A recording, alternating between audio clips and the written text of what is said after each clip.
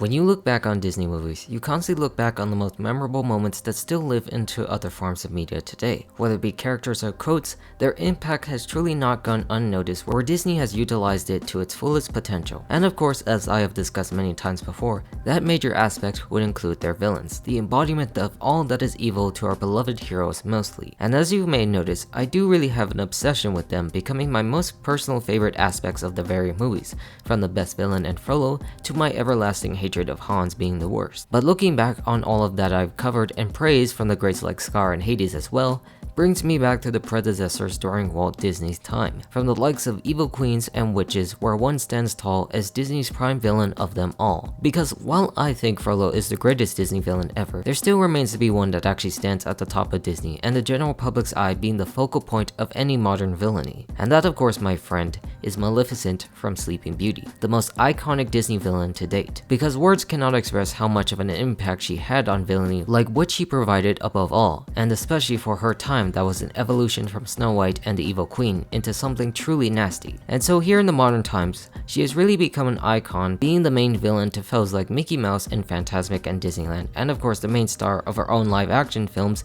that re-adapt the original, becoming some sort of anti-hero or just hero played by Angelina Jolie. Or despite my opinions on those movies that turn her into something she's not, it showed how much beloved the character had become beyond being the baddest of them all, that she can be a complex character as well, and Angelina Jolie did a great job in portraying her in the live action regard. But of course, that is not what we are going to talk about today, because we are focusing on the villain for the sake of being the villain, not the pathetic attempts by Disney to make them sympathetic, but what the villains are really like as villains themselves. And that is what they did with Maleficent's own character originally, where her name is actually an adjective that means doing evil or harm, that the intent of her very character was to have an evil character doing things for the sake of it. Because when it came to the story of Sleeping Beauty, the real main driving factor of it all was the actual beauty of the film itself, where its very distinct visual art style remains to be celebrated today that includes pre-Renaissance Gothic works which is heightened by the contrasting darkness they made for her very character. Because this is a film about the kingdom itself and its inhabitants, and even more so than its main characters, where Maleficent is the one who tries to inject herself into that very picture more clearly, one that is set off by the events of not being invited to the birth of Aurora,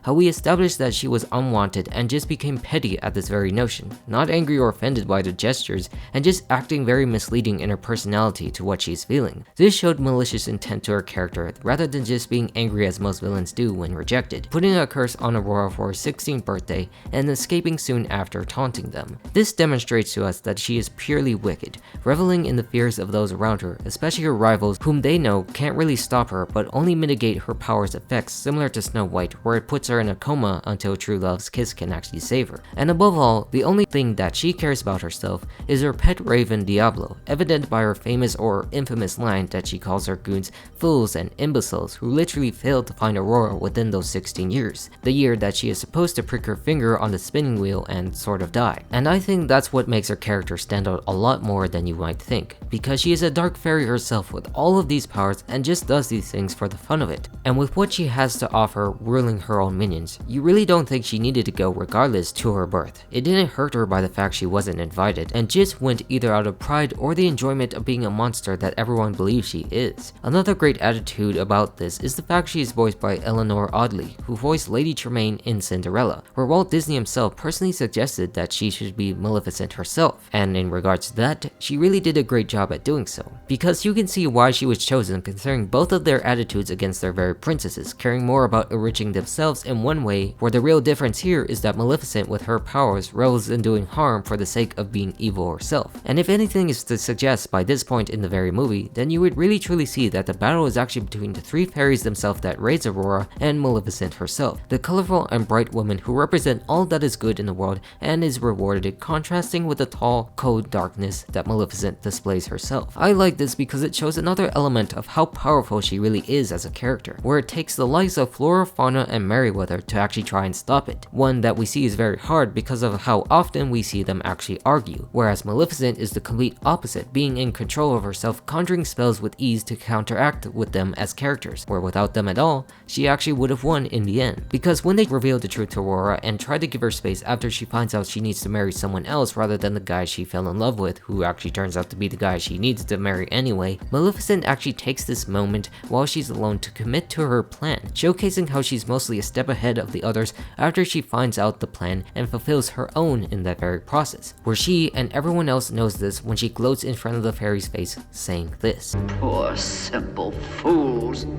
thinking you could defeat me, the mistress of all evil." And I just love this line because she really knows how truly evil she is as a person and doesn't hide back from it, laughing away at her success no matter what harm she causes, being like the goddess of hell herself, or whatever you can think of being responsible for all the chaos in the world today, going off in this moment to figure out who her true love is and capturing him to try to stop him from awakening her. And even though the other fairies state that Maleficent has no knowledge of love or kindness that comes from helping others, she clearly knows that this is a threat to her own plans and really does see that it does indeed exist in the hearts of others, but just does this because her love actually comes from destroying others for the sake of it, for the sake of being a sadist in the misfortune of others, taunting Philip for being the prince who fell in love with the princess unknowingly and taking him away to be imprisoned. And while in prison, she continues to mock him being the destined hero of the fairy tale come true, keeping him here until he's old while Aurora stays young forever and has little to no time to actually spend with the one she fell in love with decades ago, being old and frail and nothing to do about it. Nothing but pure evil on her part and nothing else to just fulfill her own petty desire, just not invited to her very christening. And when you look back on other Disney villains, you find more interesting motivations that deeply affect them as characters as any other would, like being passed over the throne and so forth. But when you compare that to Maleficent in this case, everything that she did that affected the kingdom as a whole was just done for the sake of it all and nothing else. She could have just left it as is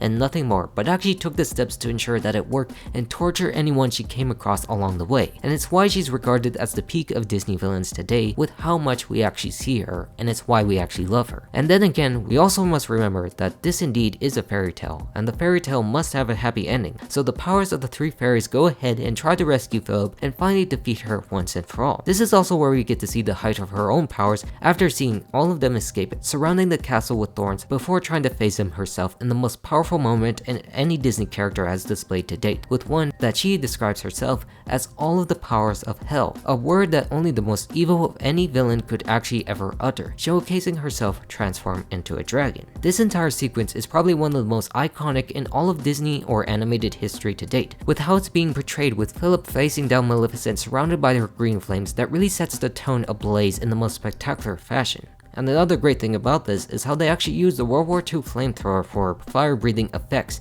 to really give it a level of realism and intensity to what Philip was facing with how powerful she really is as a character, and also proves in the scene that the mighty heroes of this fairy movie are the fairies themselves, who helps Philip's sword strike deep into Maleficent herself, into her very heart. This is the moment where she finally gets defeated and falls to her death, but not before trying to take Philip with her unsuccessfully and finally wiped away clean off the face of the earth with only the sword remaining. So from beginning to end, Maleficent remained to be a figure of evil incarnate herself, doing things that were just bad just because she could, and not caring what others think regardless. One who acts out of the pettiness of her soul and nothing more, and that is something that really makes her a great villain overall. Just the ones that don't have any real great character like many modern ones actually do, and just doing it so that they can. That villains like her teach us that we can really have villains that are just evil, because that's what also makes their stories unique in their own right, and how Disney themselves really need to look back on this and realizing that having sympathetic villains or recreating the old ones just to be like this, like Maleficent in their newer pictures,